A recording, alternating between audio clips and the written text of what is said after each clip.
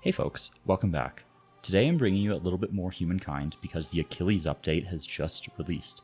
Alongside the Achilles update, as well as the release of Civilization 7, Amplitude Studios actually made Humankind available for free on the Epic Games Store. So what that means for us is there are now quite a few new players in Humankind that are trying to learn the game. So what we're going to be doing today is a play along type of guide. So I'm going to provide folks with the seed information as well as the save game file, and you can load it up on your own and play along with me. And I'm going to talk about all the basic concepts that you need to be successful on the highest difficulty for single player in Humankind. So we're just going to randomize all of our opponents here. As you can see here, we have normal world settings, so just regular 2 continents, all the default settings that you would normally see in a game, and Humankind's difficulty. So without further ado, let's get into it, and I hope you'll join me for this playthrough. So here we are in the Neolithic era, and if you're new to Humankind, you've probably been exposed to this a little bit already, and it's quite different than other 4X games. So you start as a nomadic tribe, and you run around the map and pick stuff up that help you grow from nomadic people into a settled people to start the ancient era. There are quite a few things to know about kind of maximizing your progress in the Neolithic era that have a major impact on your game. So the first thing is finding a city settle location. The second thing is getting a whole bunch of these guys right here, the nomadic tribe or the hunting parties. These are going to be what enables you to pick up all the era stars that you need in the Neolithic era. And the third thing, like I just mentioned, are these era stars. You can find them by clicking in the left corner here, upper left corner. And the era stars are how you win the game in Humankind, right? The era stars earn you points towards victory, and when the game concludes, whoever has the most points has the victory, right? So even if you're actually wiped out, you can still technically win the game. Not necessarily true in single player, I don't think, but generally speaking, right, like a player that has been wiped off the map could theoretically still win in Humankind. So there are 3 era stars in the Neolithic era, and they're a little bit unique as well, because the Growth Star, Knowledge Star, and Hunter Star here also provide you with an option that benefits your gameplay throughout the entire game. So it's a trait that will carry over through the whole game that increases the outputs of your cities and the general effectiveness of your empire. So in most games, you want to try to get all 3 of these if you can. It's not necessary. There are plenty of games where I don't, but if you're able to, it's nice to get all of them. So first things first, we want to try to grow our tribe. So we are looking for food, and there are 2 ways to get food, and that is by finding food pickups on the map or by hunting. Right now, neither of those things are available. We do have what is potentially an okay city settle location. I need to explore this area a little bit more, but river with woodland is really nice because it provides a nice balance of food and industry for your city. So we need to decide where we're going to go first. So you'll see we're snowy, and we're actually pretty far south on the map. So we maybe don't want to go farther south. We might want to go like east-west. We're kind of cut off on the top here. This is a little unusual for us, a standard continents generation. We also want to be careful with our movements. We have 4 base movement points, and different terrain costs different movement. So you can see in the bottom left corner where it says prairie, and then terrain details and base movement cost of 1. You can hover over any tile and it'll tell you this information. So right here, base movement cost of 2 in forest, and then on river, as you'll see with the terrain details, it costs all your remaining movement points to enter a river. So if you want to get on a river, it takes all the movement you have left for that turn. So there's a lot to do with maximizing the movement of your tribe as you move around the map, right? You never want to, say, jump onto a river if you have 3 movement points remaining. That's a very inefficient use of your exploration. So, I could do something like this, right? So if I went here and then here, so because this is forest, I would only have 1 movement point remaining, and it would make sense to go on the river if I feel like I want to head over in this direction. Alternatively, I could head in the more open direction, which is what maximizes my movement points. The other thing to consider as well is that if you have high ground, so say there were a path up to this cliff right here, that gives you a sight benefit as well, so you can see farther and more easily find where there are some other curiosities. So I think we're just going to move in this direction just because this is more open, and I don't really want to use my movement fording the river, especially since I actually don't know how this continent kind of connects up at the moment. Okay, so here we go. We can see a science thing has dropped and food. Ooh, there's also a mammoth here. So this may have been a really good choice heading in this direction. So let's talk about all of these really quickly. So food pickups. Food, they provide usually between 5 to 10 food, and you need 20 food to grow on a tribe. So it takes several of these pickups. The exception is if the food spawns on a river, it actually grants you 15. So sometimes hanging around 15 hanging around the rivers can actually be really beneficial. These science curiosities grant you a base amount of science as well as influence, and science will help you progress a little bit down the tech tree at the start of the game. Picking one up will get you points towards your knowledge star, and it'll get you influence, which you can see in the upper right corner of the screen here. We have no influence, but influence is basically what allows you to settle different terrain at the start of the game, later expand your empire, claim wonders, adopt civics and policies, all that kind of stuff. And then finally, we have this mammoth right here. We can't take on a mammoth except in very specific situations with only one tribe. However, because there's a mammoth here, we know there's a sanctuary that spawns mammoths, and mammoths are really good because when you kill a mammoth, you get, I think it's 20 food because you always grow from killing a mammoth. And I think it's either like 10 or 20 influence. And the influence is really helpful because it helps you get your first outpost down, which later turns into a city. For now, we're actually just going to grab the food. And the reason we're going to grab the food first is because we want to grow. And we actually got 10 food there, which is nice because on turn 5, you will, actually we'll save that thought. There's another food that just spawned right next to us. So we're in a really good spot. We're actually going to go back and hunt this mammoth. What I was going to say is on turn 5, you get the option to take a choice that gives you an extra settler. You'll see that in a couple turns here. Okay, so let's talk about hunting mammoths or just hunting in general. And these are rules that are going to apply generally to all combat. So we can attack this mammoth here. We'll see you can see like the outline of the battlefield like this. So you can see my deployment zone as well as the mammoth's deployment zone. So if I am going to take this attack, which I'm going to select the manual battle because I want to manage my own units.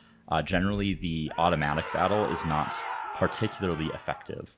So this is a bit of a conundrum here. Sometimes the AI will approach you if you wait, and sometimes they will not. The reason I deployed here is that I have high ground, right? You can see kind of how the terrain slopes down, and high ground gives your units a +4 combat strength advantage. You can see combat strength right here, so +10 combat strength from tribe, that's just their base. But when we make that attack, you'll see they're getting +1 adjacency for being next to a friendly unit, as well as a +4 bonus. Now the upside or the downside of that, right, is if you're attacking uphill, then you get the negative modifier. So you have to be careful not to attack uphill. The exception is actually in the Neolithic era, animals don't benefit from being on hills relative to your units. There are river penalties as well, and those still apply to all sides equally. We're going to end the turn and see if it approaches us, which it does. Usually if you end the turn, when you're attacking wildlife, or even when you're attacking the AI, they will come to you if you want to play defensively, which we do because we have a high ground advantage here. And we, like, these units individually are not enough to like take on the mammoth. But as you can see, we're doing a ton of damage, whereas before, right, if you look at the top here, I have 15 combat strength, +4 from high ground, +1 from friendly unit, and I'm wearing this mammoth down really easily. So it's best to try to take on mammoths when you actually have the appropriate number of tribes and a terrain advantage. There are situations where you can take on a mammoth with a single tribe, and that's basically where you have like a one-tile choke point where you have high ground and the mammoth is on a river. So you can do that, but those are pretty specific circumstances. So I'm actually going to break this unit apart. My army right now can store a maximum of 4 units. I'm going to take 2 of them. I'm pressing the wrong buttons here. So if I hold down shift, I can select multiple. So I'm holding down shift to select both of these, and I'm going to take them out. Something to know is this isn't relevant right now, but if you remove units from an army, regardless of which units they are, the army that they were removed from is going to maintain this food. So say this had 10 food. These guys are going to be hunting mammoths. So I want the 10 food to stay with this other unit as he goes to find more things to pick up, because he might find another 10 food curiosity that gives me another unit. So I'm going to take these tribespeople out and come up in this direction. And let's go up here. Okay, so there's an opposing player here, actually, as well as a layer. It looks like they actually pillaged the, what's it called? The sanctuary that was spawning the mammoths, which is a little silly on their part. We're not going to get involved here. We're probably just going to back away from this. It looks like we have like east-west continents right now. Yeah, and they're avoiding us, and they just put an outpost down. You can see that sort of greenish outline there. And here's our event, so we can get this plus 20 food on Hunting Party, which we're going to do because that is going to give us another guy. We could also maybe try to gimp these guys if we wanted to like slow their progress down and try to take them early. I'm going to try to pick up these curiosities here. So what I mean by this is we could start attacking their units, and in the Neolithic era, armies can't reinforce each other. So these individual entity units are all very susceptible to being attacked. And because this is a pretty close neighbor, it makes sense to try to bully them a little bit with the increased number of tribespeople that I have. Okay, I'm going to do a pro gamer move and try to slip onto these before they get there. Okay, so I managed to pick both of those up. I also had another food curiosity spawn right there, and one up here. Okay, so this will be a good demonstration of maximizing units. When a unit spawns on your tribe, when you pick up 20 food, this tribe person still has their maximum movement, whereas this person is completely out. So if I take this tribe, I can actually take them out of the army and keep moving, right? So this is how you sort of maximize the amount of ground that you cover in the Neolithic era. I also have an event here. So I have the growth star from now having 5 people. So you have an option between the plant lore and bright ornaments legacy traits. So these carry with you for the entire game. So you can either choose between +1 food per population on city or outpost, or +1 money per population on city or outpost. There are reasons to take both of these. I generally prefer the +1 money per population on city or outpost as my default, because it's harder to generate money in the ancient era, and this will help you make progress towards your merchant legacy stars. However, growth can also be very useful, especially if you're in a situation where you want a large number of population, which is, everyone. But like if you say spawn near a river and you've picked Harappa, like this can be a real snowball effect. Or if you're the Babylonians and you're building a bunch of astronomy houses, or sort of depending on the terrain types that you have, that sort of thing. So I'm going to go for bright ornaments. The +1 money per population I find to be quite useful. So I still have my movement here. I might actually pull this guy back just in case I need to reinforce this army. We're getting into conflict with another player a little earlier than I normally would, but I would like to stop them from settling a city here if that is all possible. So we're going to go up here, and okay, they've run away from me. I'm going to pull these guys up here, and then what I'm going to do is hit this middle button right here, which is called Ransack. So it's going to take 10 turns, apparently, to ransack here. Still might be worth it, and actually this is pretty good terrain, and I might want my own city there. But if I bring this unit in as well later, I'll have to restart the ransack, but it'll reduce the number of turns. Okay, so we have some more food, and I think if I move there 1, 2, 3, 4, I'm counting out the number of tiles that I need to move. And I can move this guy across the food to that same tile, and then I can attack the mammoth. You don't need any movement to initiate combat. So bring him over that food, bring him up here, and then we will initiate our combat. So again, we have like a kind of a choke point with high ground, right? So they're likely to come to me, and generally the mammoth is not going to move into a position where they're vulnerable to 2 attacks at once, if they can just be vulnerable to 1. So we're going to play this a little bit differently. We're only going to attack with our 1. And then as this guy takes damage, This isn't totally necessary, but we want to distribute our damage a little bit. It makes people less vulnerable in case we have some future combat. We'll move the other guy up to take the last hit. So let's end our turn. Move this guy in here, so you can see we're down to 6 turns. And we're okay, so we're also being attacked, and we've had another mammoth show up here, which is hilarious. This is actually a pretty good start to this era. The only concern is that I don't have a great place to settle my city yet. So you can see this bear has high ground, but you can also see beneath him, I believe there is a river. Yeah, you can see this little thing right here, crossing a river, so they have reduced combat strength. So right here, normally if this were a player, this bear would have +4 combat strength from high ground, but animals don't get that benefit. So we're pretty safe to make these attacks. I'm just going to let him attack me again. All right. And the reason you might want someone to just let you, why you might want to let someone attack you is because you get a slight combat benefits on defense, at least on the first turn of combat.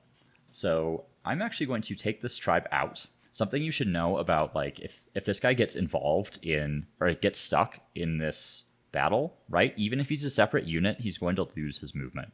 So I want to move him first, and I don't need more than 2 of these guys to actually deal with these mammoths right now.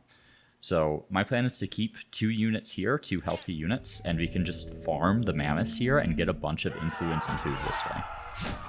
This is also going to make progress towards our hunter star, so we should have pretty good progress this era. All right. So you have 3 here now. I could theoretically pillage the sanctuary, but it's not particularly efficient to do that. I might actually move up onto this slot because I don't know what this area looks like. Okay. So once you're on a river, you don't need to use additional movement to move across the river, so kind of camping out on rivers can be pretty powerful. I could maybe join the second guy there. I think I'm going to, because if I move up here, I might want to split units across directions, so send like 1 that way and 1 that way. Okay. Also being attacked by another bear. Man, we're getting a lot of unit spawns, it feels like. So I'm going to line people up right here so that they're all adjacent, so I get the maximum... Oh, they went around me. Okay, that was a little unexpected. So let's move up there, and the bear will probably just charge forward. So the bears are the only units, the only like neutral units in this era that will actively attack you. And I'm going to move this guy as well, because I forgot he was on a river, and let this guy take the attack. So it took a little bit of damage there. And oh my god, where are all these bears coming from? This is insane. I've never encountered this many bears before. Okay, so he ran all the way up there.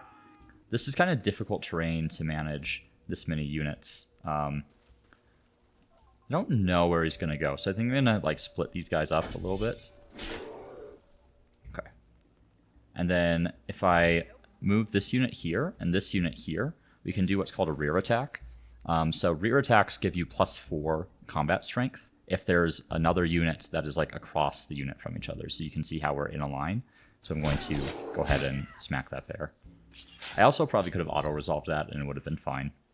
Okay, we have an option here. So I can reduce the cost of domestication, or I can get +2 food on city or outpost. I'm going to go for the +2 food just because sustaining a higher population is beneficial in literally every single situation.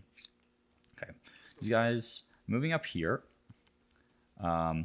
Just make sure I have full, exploration of this terrain. But they're just camping there, waiting. So a bold legacy, we have 2 options. This is from the hunter star, so you can get +1 combat strength on units or +1 influence per population. Both of these are extremely valuable. I generally think folklore is a little bit better, +1 influence per population, but there are definitely cases to take stone weapons as well if you have intentions to be aggressive towards early neighbors, which I almost always do. But particularly if those neighbors are, say, someone like the Mycenaeans or the Assyrians or someone that's like difficult to deal with in combat, this can help mitigate some of those advantages or provide you like an overwhelming advantage against the AI. Typically, because I kind of know how to manage my units on the battlefield against the AI, I go for folklore. I don't usually need this one, but there are some situations where it's useful. However, the +1 influence for population benefits literally everyone. Influence is maybe the most important resource at the start of the game, so I'm going to take that. The other thing, I need to restart this pillage here, so if you get attacked, don't forget to restart your pillage. The other thing I need to do is get an outpost down. So I'm going to do a couple things here. So outposts are kind of what form the backbone of your empire at the start of the game. You actually have some really good yields on both of these tiles. So let me, sorry, I'm losing train of thought here. I am thinking about like getting an outpost down here, but outposts take a little while to grow, right? So in case something goes wrong, I want something set up in another location. So I have an option between two spots. I can either put it on the river right here and get extra 3 industry but lose 2 food, or I can have 10 food and 14 industry. So I lose a little bit of industry at the cost of food. I am actually, this is slightly lower overall yields. I mean, I don't think the rest of these spots really make any sense. This spot doesn't make sense because there's very few locations to actually like grow city districts out to. You could argue this spot makes sense because it like bifurcates where you want to have your maker's quarters versus your like agriculture quarters to exploit the different types of terrain. Or you could say, I want to go like on the river, say right here, because this allows you to like cross over the river without taking a hit to yields on one of the river tiles. So the river tiles are really valuable because they provide both industry and food, and are, well, not always. They don't always provide industry. They often provide industry, but they also benefit from some infrastructure that you can build in your cities later in the game. So you like, I often try to maintain the base yields on rivers because they're really good. And if you build a district over them, they'll lose the yields of the type that district doesn't exploit. So if I build a maker's quarter later on this river, I would lose the food yield. That doesn't, the base food yield. You'll still get the food yields from infrastructure. So I'm going to actually start here. I think it's fine if I build one maker's quarter on one of these, and then kind of get across the river to some of this forest and that thing later.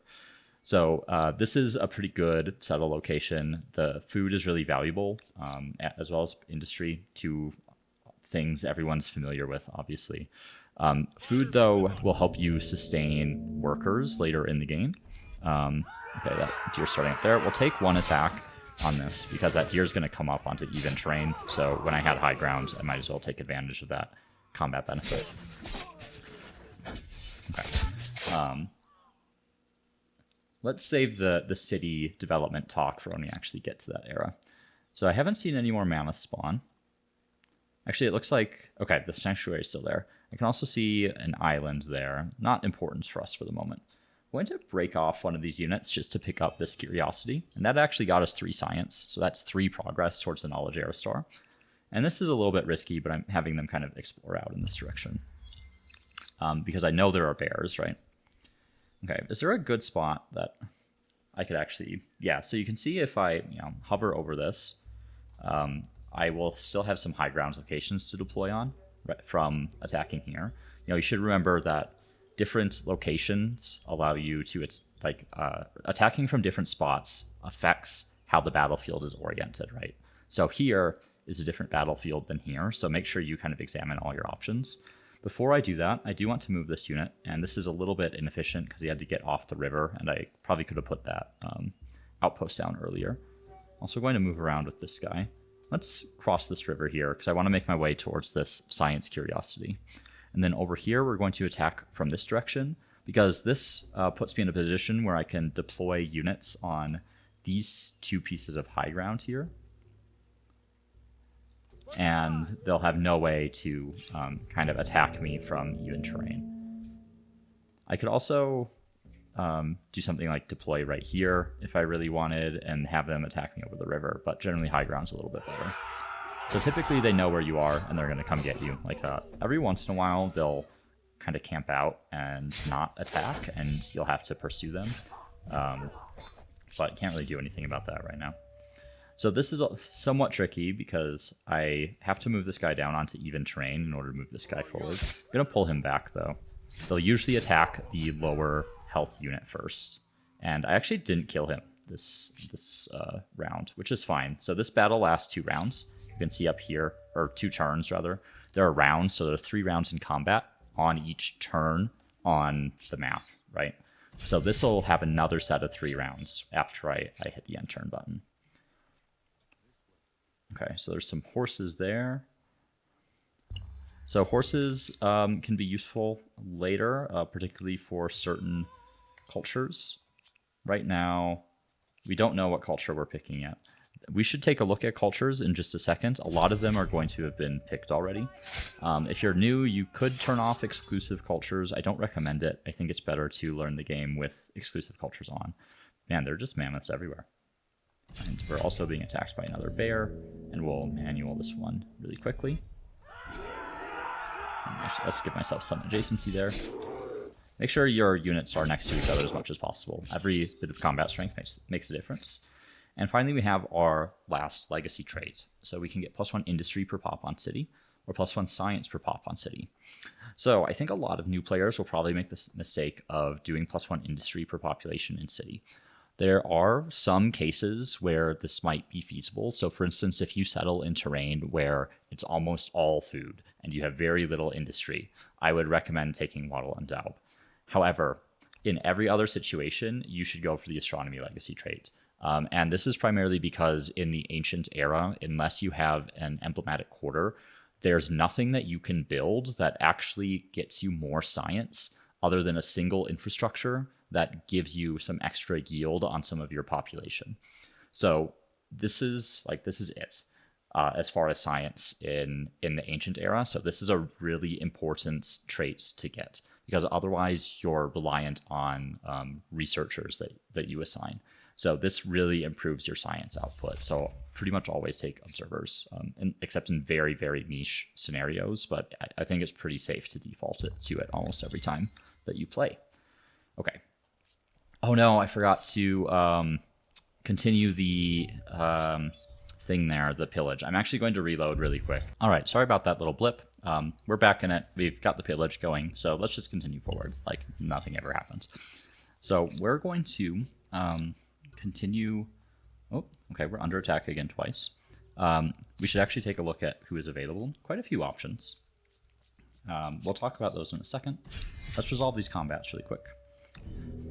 So something you want to think about as well when you are picking cultures is like, if there's terrain around you that is really conducive to a particular culture and you really want to prioritize getting that culture, then it can be worth it to skip on some of the legacy traits from the Neolithic in order to secure that culture.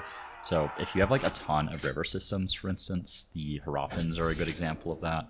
Harappans are baseline very strong in general in a lot of situations. Let's make sure we continue our pillage here. So one more turn there. And this guy's basically cut off, so we'll come back. But you can monitor this as long as you have 1 star from the Neolithic era. You can open this menu and see who has or hasn't been picked. So you can see the Harappans here have been picked, Hittites, Mycenaeans, Olmecs, a few others.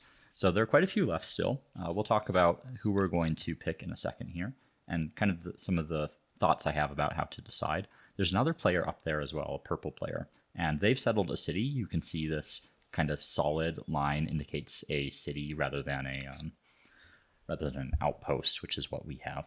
So we do have 1 outpost down. So if we were to advance an era now, we would be required to settle this as our first city because it is an outpost that has grown. And in order to advance or go into the ancient era, once you start the ancient era, you have to settle a city. So if you only have 1 outpost down, then you're required to turn that outpost into a city before you continue the era.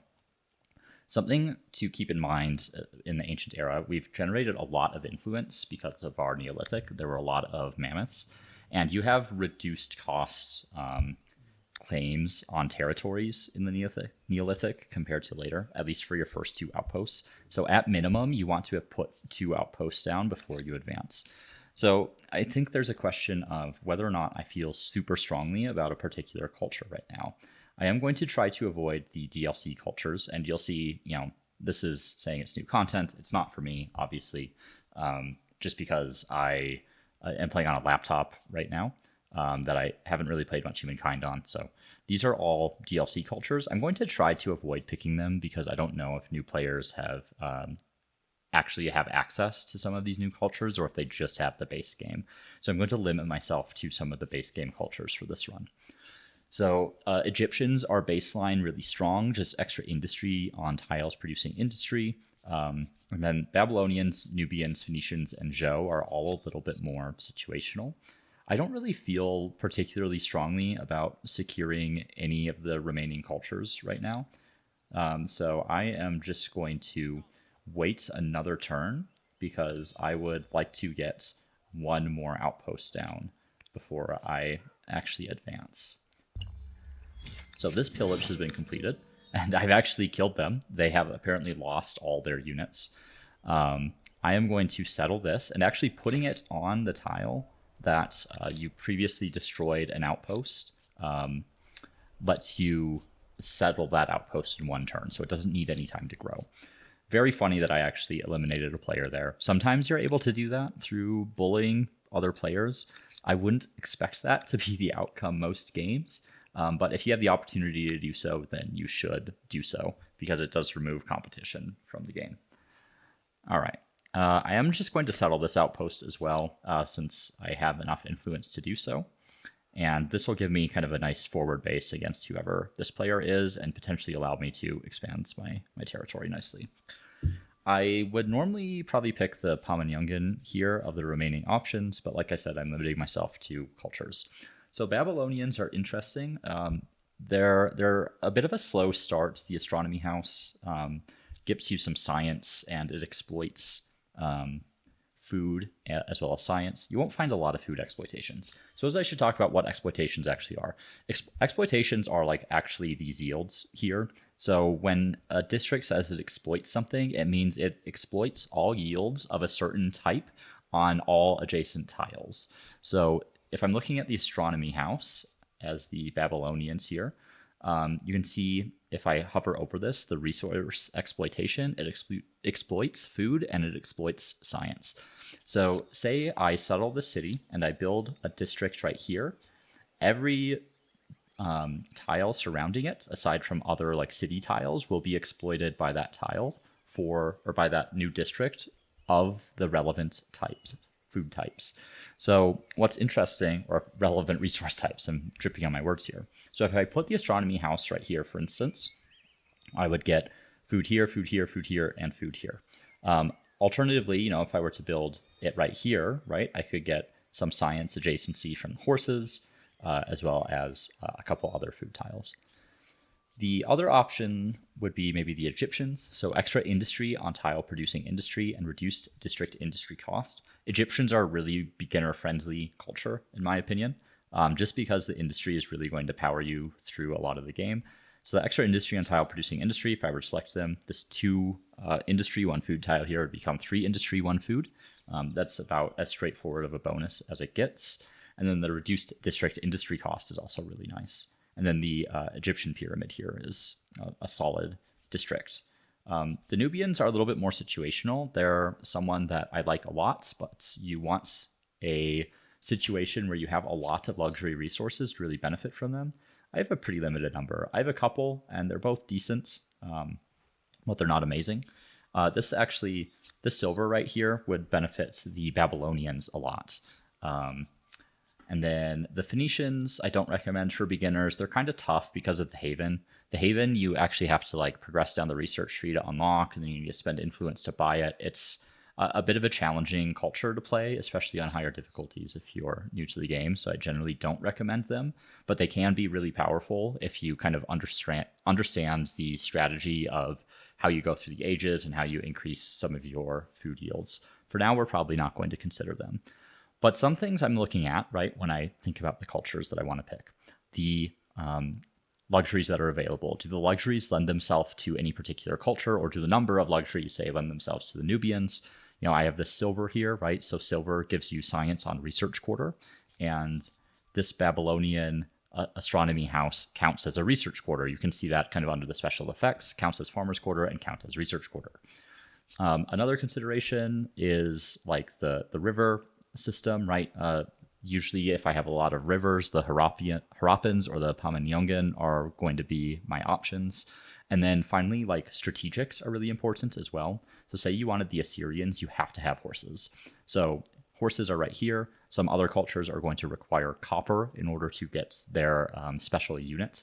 So you can see the Egyptians, for instance, require a pretty hefty amount. They need 8 horses and 5 copper to produce the Markabata at a normal production cost. We'll talk a little bit more about what I mean by that a little bit later. I think I'm just going to take the Egyptians, though. They're just really beginner friendly. So if you can take the Egyptians, I would recommend taking them. Otherwise, in this situation, I would probably consider the Babylonians would be pretty good, just because I have, this silver right here, which will increase your science output, as well as allow you to get a pretty good astronomy house right here. I wouldn't normally recommend the Babylonians, but I think they're a solid choice in this case. Another, if you're playing through and sometimes the AI will select, different cultures. Another one to consider in this case would be like the Mycenaeans. I think are a good culture to pick a lot of the time. So the Mycenaeans are more of a militaristic culture, but they have a really good emblematic quarter and will help you manage your stability later in the game, which I think new players have some difficulty with. And then if you have the expansion packs, I actually can't view the cultures right now. Pama-Nyong'an would be good. I'm just going to take this +10 culture. And then, or influence rather. Pama-Nyong'an would be pretty good here because of the rivers. Their special district allows them to basically build a district that is not connected to other kind of urban tiles. And that can exploit rivers really efficiently, as well as generate a decent bit of influence, which is really important. So ending the turn here, we're going to advance into the ancient era, and you'll see this is going to fundamentally change our game, obviously. So here we are, Egyptians. And we can finally see what this player is. They're the Mycenaeans. Okay, so they're actually a little bit on the dangerous side. Mycenaeans are a very powerful military culture, and not someone that I would want to go toe-to-toe with lightly. So you have the option of where we want to settle our city. I think this city is probably a little bit better, has higher base yields, and I think perhaps better long-term potential because I can attach some more rivers and get like good value out of some infrastructure that we're going to build in the cities later. Here does have a lot of rivers as well, but like the baseline food on the city is really, really low. Just because it doesn't have as much food in this terrain. This will become a powerful city later, but at the start of the game, you also really want population because that's a quick way to grow your outposts. And we actually have enough people to found a religion. Let's minimize that for now. Let's talk about like the very basics of the things you want to build in your city. Yeah, I know how that works. So pottery workshops and are like the baseline go-to. The other baseline go-to is your emblematic quarter or district, whatever you want to call it. So you can see, Egyptian pyramids right here would be 11 food and 1 influence. That 1 influence is baseline, and that 11 influence is coming from the base +3 industry. The 11 industry is coming from the baseline +3 industry, as well as exploitation of tiles that are not already exploited. So the city center exploits all yields. So you can see this tile and this tile are already exploited. If I put the Egyptian pyramid here, I lose the 1 food on this river because it doesn't exploit food, and I gain the industry from this tile, and this tile. So that's a pretty solid quarter there. The other option to start is the pottery workshop. So influence is super important in the early eras because that's what lets you settle more outposts and found more cities. I am considering starting with the Egyptian pyramid. The pottery workshop is really good. I also started with a decent chunk of influence to enter this era. Let's not deviate. I think pottery workshop is a pretty safe opener in pretty much every game. So I'm going to do that. And then I'm going to queue up the Egyptian pyramid. The other thing as well is like makers' quarters are generally more valuable than farmers' quarters, and you really want to try to get your food from rivers if at all possible, rather than building farmers' quarters. There are some cases to build them, but we can talk about that a little bit later. So as far as tech goes, we want to consider kind of what techs we really need first based on our situation. So irrigation is a really good one to go for near the start. That +2 food on river really helps you grow your population. And you can start with calendar, which gets you the artisan quarter. The artisan quarter is what lets you unlock the different effects of these luxury resources, which are pretty important to get online early. Other options, if you have a lot of wood, the forest or the woodland, getting the lumberyard early can be beneficial. It also unlocks access to archers, which are one of the most important units of the era. I am very close to an opposing player, and I should take a look at what their benefits are. Oh, so this one is actually a little bit scary. Extra land movement speed. They're also a rusher, so they're going to try to attack me early. And they have paladin, so +6 combat strength in combat for units in or adjacent to the districts, or adjacent to a garrison, which is a type of quarter. So you should basically always assume that the AI has it out for you. And I think because of that, it might be beneficial to go for carpentry and city defense first. I don't have a ton of luxury resources that I absolutely need. So I think in this case that makes sense, because what I have is a lot of population, but not in the city. I have population in my units. So you can actually disband units to get population in the city. So I don't need all these scouts, and you can see I have negative money right now. So if I disband the scouts, I get a population in Memphis, and now I can assign them wherever I want, right? So I'm actually going to disband all of these. I don't need all these scouts running around. There's no reason for me to have them. And I should have just disbanded all of them at once. I was just kind of demonstrating the effect here. So you can see we're at minus food now. We want to grow. I'm going to give this one turn before I grow. So what will happen if I disband this unit? I will get a population, I will be at negative food, and I will no longer be growing my city.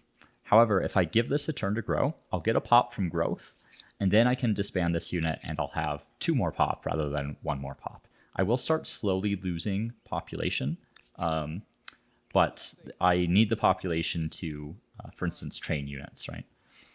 We'll see what the negative, how much negative food would I have once that pop grows. Okay, religion, let's deal with that in a second. And have a couple more scouts here. I'll just keep these scouts together for the time being, and we'll continue to explore. So having a lot of scouts is helpful at the start, because they can actually go out and find these discoveries here, which provide you with some extra benefits. You should also try to pillage these sanctuaries where you can, because the sanctuaries give you gold. And speaking of which, I forgot I had the sanctuary right here, so I'm going to pillage that one. And this can get you set up for the start of the game pretty nice. Okay, so religion is the last thing, and religion, I find I don't normally start the ancient era with it. It basically pops when you have a certain amount of population in your empire.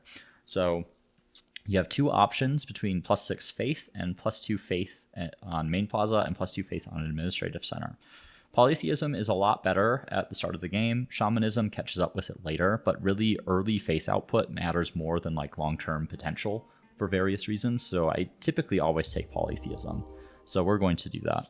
So this will get us access, once we have a certain number of followers, to various tenants, depending on the number of followers that we have. So there are different tiers. We'll talk about how this spreads later, but basically the more faith you generate, the more power you have. Think of faith as like your kind of push and pull, right? It's what allows you to spread faith to different territories. Faith is calculated by territory. You'll see there can be different balances of pops in a territory. So here you can see 6 are my religion, and there's 1 that is just like animist or something along that line, which is just like the neutral default kind of religion and doesn't really matter. So there'll be some conflict over religion in terms of like trying to influence certain populations, just so that you can try to get some of the more powerful religious tenets that will benefit you later in the game. we're going to move that guy down here and pillage that layer. And, right, this guy's going for the sanctuary here.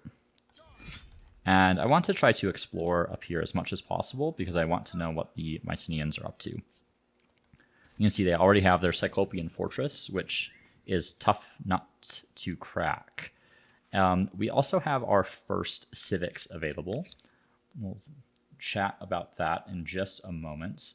I'm rethinking whether I actually want to disband this guy. I don't think I'll have enough like buffer to sustain him, unless I like went up to calendar to get the granary, which I've kind of warmed up to the granary recently. I used to hate it. I'm just gonna idle them, but that's a discussion for another time. Could talk about the granary all day. So I'm actually going to keep these guys idle because I'm very close to having enough influence to evolve a second city. So getting your second city online early in the era is pretty critical to a successful era. I'm about to spend some influence, and these are the civics. They unlock on various conditions, and you have to spend influence to unlock them.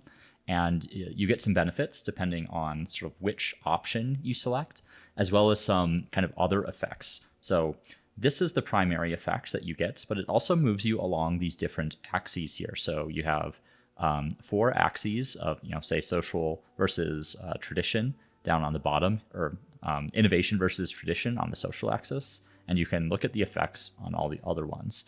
So these move you in different directions. When you're in the middle, you just get +10 stability. But as you move towards one side, you lose some of the stability, but you gain, say, science, or in this case, faith on territory. So this has changed recently. It used to be always this by default. What I've been leaning towards now is because you don't have a lot of emblematic districts at the start of the game, and faith output is important at the start of the game, is getting Divine Mandate, because +5 influence on your main plaza is going to have more influence generation, and the extra faith from your emblematic districts is going to help you establish your religion. So I'm going to start with Divine Mandate. The other option as well, here is the customary laws versus codified laws.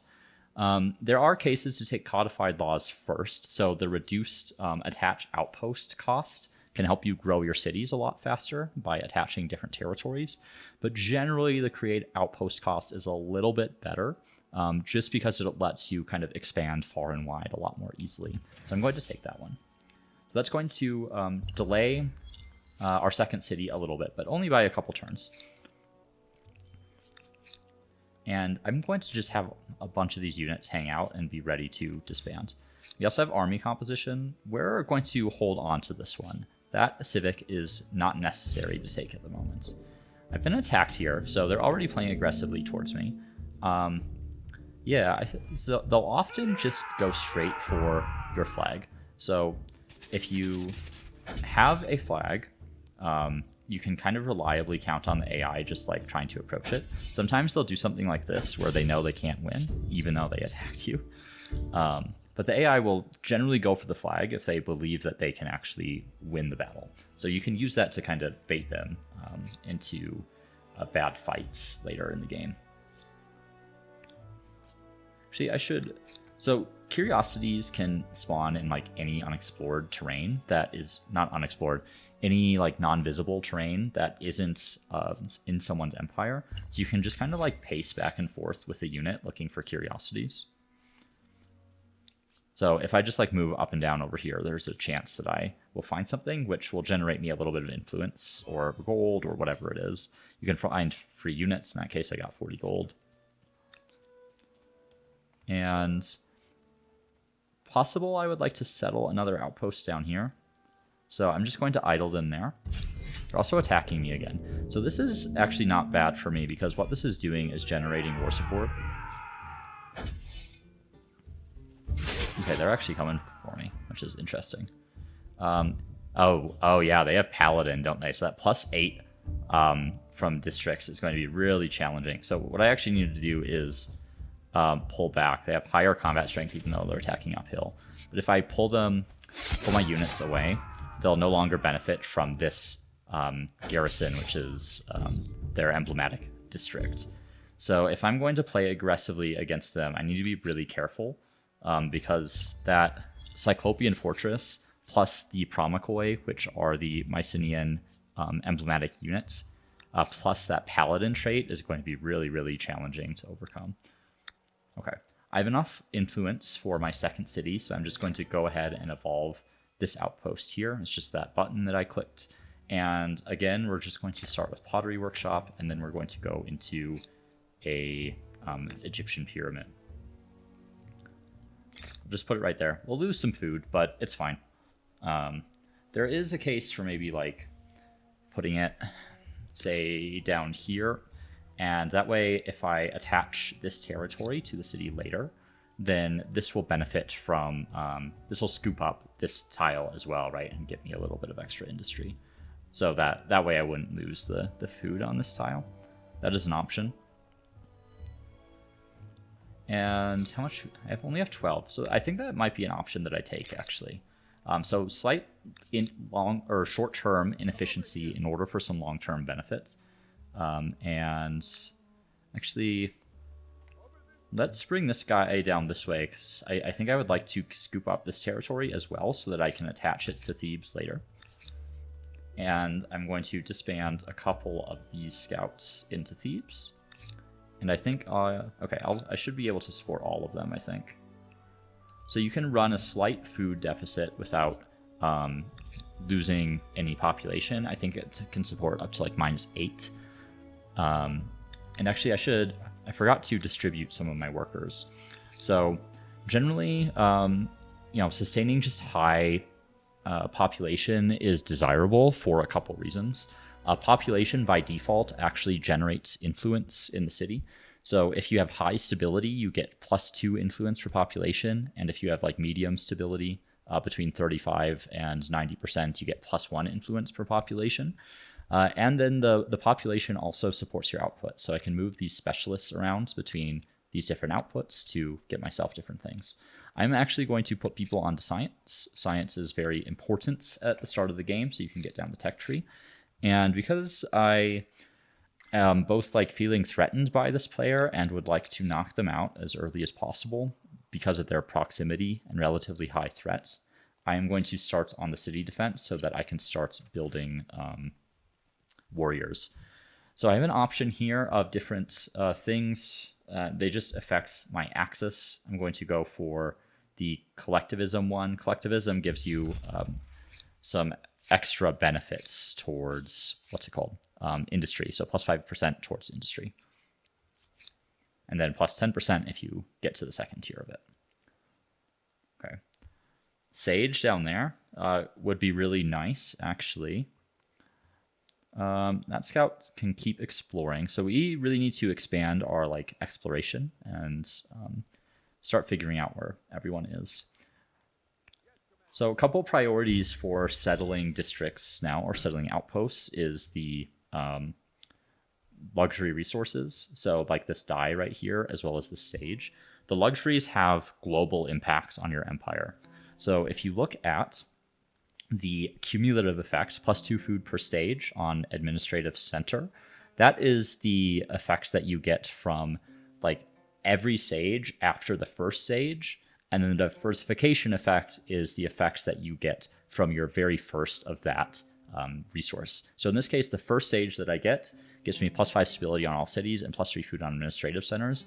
And then every additional sage gets me extra 2 food on administrative centers.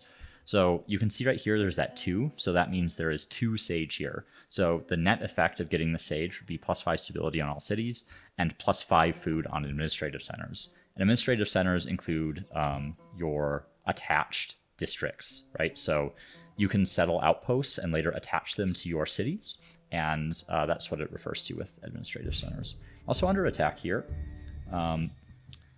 you can manual battle this. I think what I can do is just camp right here and they'll come suicide because they're pretty low health units. I think they were attacking a blue player scout earlier. So I can just play very defensively by ending my turn. All right. There is the consideration that I actually prioritize getting food in this if I settle that outpost. Let me think about that for a second. I actually didn't mean to idle them. let's get this guy back to my territory so we can heal up a bit. And this guy's going to continue explore in that direction. And I could grab this outpost here as well. This is a pretty powerful outpost on both of these tiles. I don't think the difference in yields there is going to have much impact, so I'll just go for the one that I can settle immediately. We have a narrative event. I'm going to go for Defiant. Usually your capital is pretty stable, and the individualism on the Liberty axis is really nice, because this gives you extra influence on your emblematic districts. So that's a really critical axis to actually be on.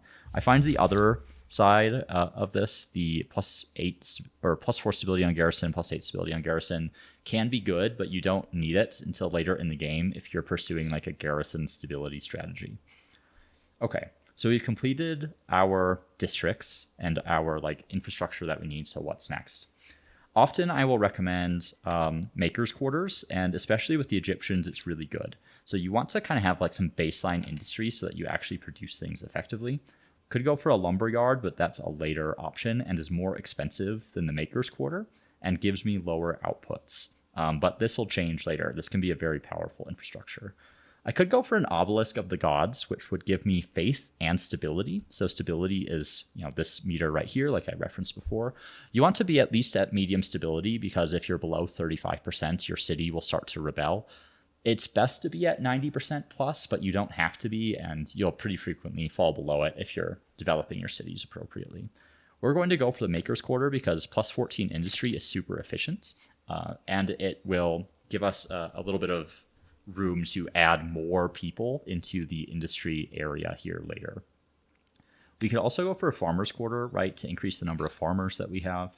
And now that I think about it, I think I'm going to queue up a Farmer's Quarter as well. So this will give me +7 food, as well as access to an additional farmer slot. So this will let me sustain more population, which you do need. Another solution as well is potentially attaching this outpost here. And there are a couple benefits to that. I would scoop up all the guilds that this outpost is providing, as well as any population in this outpost. It would also let me build one more of my emblematic districts, because you can only build one emblematic district per territory. So right now, Memphis is only one territory, but you can see this button right here. For 30 influence, I could attach. I don't have enough right now, but that would make this 2 territories, and therefore I can support 2 of the Egyptian pyramids. They just have to be in their respective territories. So I'm going to attach. There's the expansionist star. So that expansionist star right here, pretty easy to achieve. We'll talk about the stars here at the end of the turn. I'm going to queue up my next pyramid. I'm also going to rethink if there's a better area for the Farmer's Quarter. That +7 still looks like it might be the best one. I do use the tooltips a lot.